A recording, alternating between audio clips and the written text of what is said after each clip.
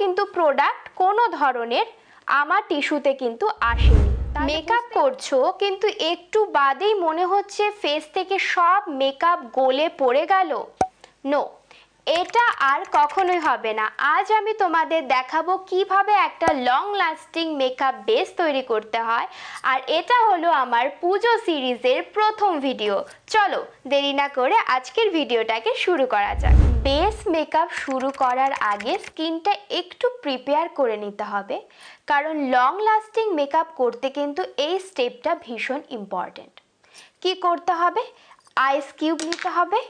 আমি একটু ছোট করে আইস কিউব নিচ্ছি এবং এটাকে ফেসে সুন্দর করে অ্যাপ্লাই করছি। এই আইস কিউবটা অ্যাপ্লাই করলে কি হয়? ঘামটা কম হয়। কেন ঘাম কম হয়? কারণ আমাদের পোরসগুলো কিন্তু লক হয়ে যায়, এবং অবশ্যই যেহেতু এটা ঠান্ডা তাই স্কিনটা অনেক কুল হয়ে যায়, সোয়েটিংটা অনেক দেরি করে আসে। এরপর যাচ্ছি সেকেন্ড স্টেপে। আইসটা অ্যাপ্লাই করার পর কিন্তু 3 মিনিট মতন একটু রেস্টিং টাইম দেবে, তারপর টোনার অ্যাপ্লাই করবে। আমি এখন ফেসে একটা গুড ভাইবসের টোনার অ্যাপ্লাই করছি। এই যে স্টেপগুলো, এটা কিন্তু খুব ভালো করে ফলো করতে হবে, এবং সব স্টেপের মধ্যে কিন্তু একটু করে রেস্টিং টাইম দিতে হবে। এখন চলে যাচ্ছি নেক্সট স্টেপে। নেক্সট স্টেপে তোমাদের পছন্দ মতন ময়শ্চারাইজার তোমরা ইউজ করবে। খুব ভালো হয় যদি কোনো জেল বেস ময়শ্চারাইজার ইউজ করতে পারো। আমি ইউজ করছি একটা অ্যালোভেরা জেল। আমি আমার ফেসে এই অ্যালোভেরা জেলটাকে কিন্তু অল্প করে অ্যাপ্লাই করছি। বেশি ময়শ্চারাইজার অ্যাপ্লাই করলে কিন্তু আগের থেকে অনেক বেশি ঘাম শুরু হয়ে যাবে। আমি কিছুক্ষণ ওয়েট করে নেক্সট স্টেপে যাচ্ছি। আমার মুখটা কিন্তু পুরোপুরি ড্রাই হয়ে গেছে। এখন আমি প্রাইমার অ্যাপ্লাই করব। প্রাইমারের জন্য অ্যাপ্লাই করছি সুগারের একটা প্রাইমার।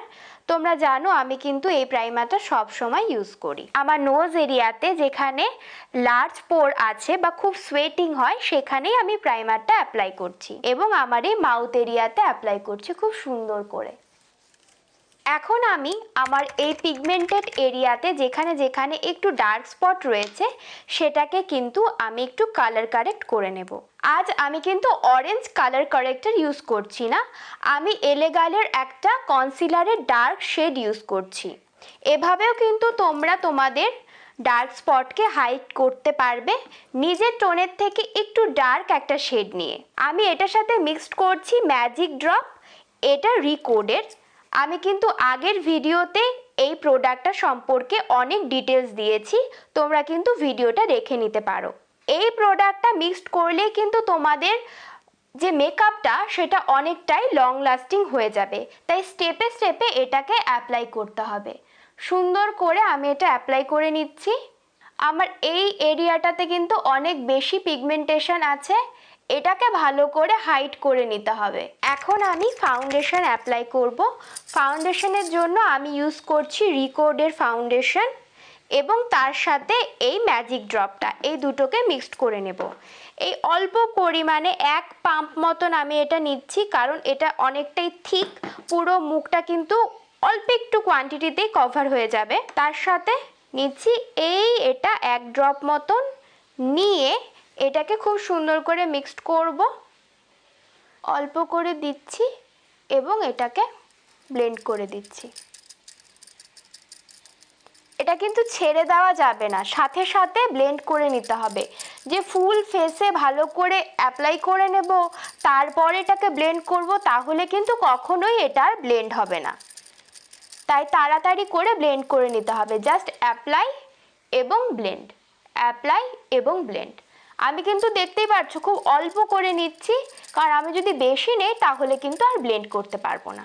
অনেকের মনে হতে পারে যে ব্লেন্ড করতে পারবো না, এটা আবার কি, যে কোনো ব্রাশ দিয়ে ব্লেন্ডার দিয়ে তো ব্লেন্ড হয়ে যাবে না।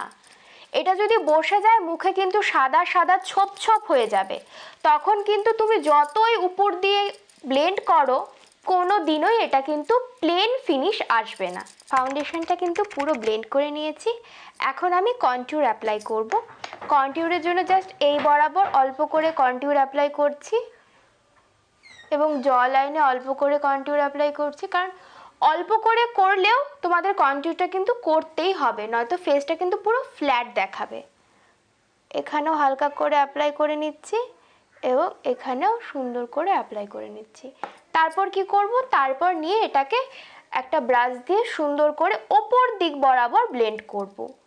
নিচের দিকে আসলে কিন্তু আমাদের যেই লাইনটা আছে সেটা কিন্তু ড্রপ করে যাবে, তাই সব সময় এটাকে আপলিফট করে রাখার জন্য ওপর দিকে এটাকে এভাবে ব্লেন্ড করতে হবে। এটাকে কি করব, এটাকে কিন্তু আবার ওপর দিকে করলে হবে না, এটাকে নিচের দিকে করতে হবে, কারণ এখানে একটা শ্যাডো আমাদের ক্রিয়েট করতে হবে। ছোট্ট একটা ব্রাশে কন্ট্যুর নিয়ে নিয়েছি, এবার নোজটাকে একটু কন্ট্যুর করব। তার জন্য হালকা করে নোজের দুই পাশে একটা লাইন ক্রিয়েট করব। আমি বেশি কন্ট্যুর করছি না, কারণ আমি যে মেকআপটা করব, তোমরা যাতে এই মেকআপটা করে এদিক সেদিক যেতে পারো। শুধু যে আমি লাইটের নিচে বসে থাকবো সেরকমটা তো নয়, পুজোর মেকআপ হবে, সব জায়গায় যাব এবং সব সিচুয়েশনে আমাদের যাতে মানিয়ে যায় সেটা কিন্তু মাথায় রাখতে হবে। নয়তো যখন আমরা ডে লাইটে যাব বা নর্মাল লাইটে যাব তখন কিন্তু আমাদের ফেসটা ভালো লাগে, উগ্র না লাগে। কন্ট্যুরটা হয়ে গেছে, চলে যাচ্ছি কনসিলারে। কনসিলারটা কি করব, আমি নিচ্ছি সুগারের কনসিলার। এই কনসিলারটা কিন্তু ভীষণ ভালো ডেইলি ইউজের জন্য। এই কনসিলারটার সাথেই আমি ইউজ করব একটুখানি এই রিকোডের ম্যাজিক ড্রপ। কনসিলারটা কি করছি, ব্লেন্ড এটাকে সুন্দর করে আন্ডার আইজে অ্যাপ্লাই করছি। বেশি কিন্তু কনসিলার লাগানোর কোনো দরকার নেই, অল্প করে লাগাবে, তোমাদের এই ডার্ক স্পটটা হাইট হয়ে যাবে, বাস এনাফ। এবারে কিন্তু একটা স্পেশাল টেকনিক দেখাবো, তার আগে আমি এটা একটু অ্যাটাচ করে নেই। তোমরা হয়তো এই টেকনিকটা অনেকে ভিডিওতে দেখেছো বাট বুঝতে পারোনি আসলে জিনিসটা কি। আসলে টেকনিকটা আমি দেখাচ্ছি। পুরো ফেসটা মোটামুটি বেস মেকআপটা কমপ্লিট হওয়ার পরে আমি কিন্তু পাউডার এখনো অ্যাপ্লাই করিনি। আমি এখন আমার ফেসে ওয়াটার স্প্রে করব।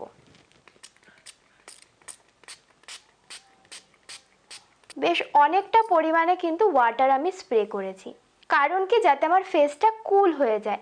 এত যে আমি ফেসে অ্যাপ্লাই করলাম প্রোডাক্ট, সেটাতেও কিন্তু আমাদের ফেসে একটা হিট প্রডিউস হয়, সেটার থেকে কিন্তু সোয়েটিং হয়। এই স্টেপটা করলে তোমাদের কিন্তু ফেসটা অনেকটা কুল ডাউন হয়ে যাবে এবং এটা একটু ভালোভাবে ফেসটাকে একটু ড্রাই করে নেবে। এভাবে যদি তোমরা ফেসটাকে ড্রাই করো তাহলে কিন্তু তোমাদের মেকআপটা একদম সেট হয়ে যাবে। ফেসটা কিন্তু মোটামুটি ড্রাই হয়ে গেছে। এখন যে ওয়াটারগুলো তোমরা দেখতে পাচ্ছ সেটা কিন্তু আর ড্রাই। আমি একটা জাস্ট টিস্যু পেপার নিয়ে আমার ফেসটাকে হালকা করে এক্সেস যে ওয়াটারটা ছিল জাস্ট হালকা করে কিন্তু তুলে নিচ্ছি। একটুও কিন্তু মেকআপ উঠবে না। যদি মেকআপ উঠে আসে তাহলে ভাবে এটা তোমাদের ফেসে এক্সেসিভ মেকআপটা ছিল, ঠিক আছে।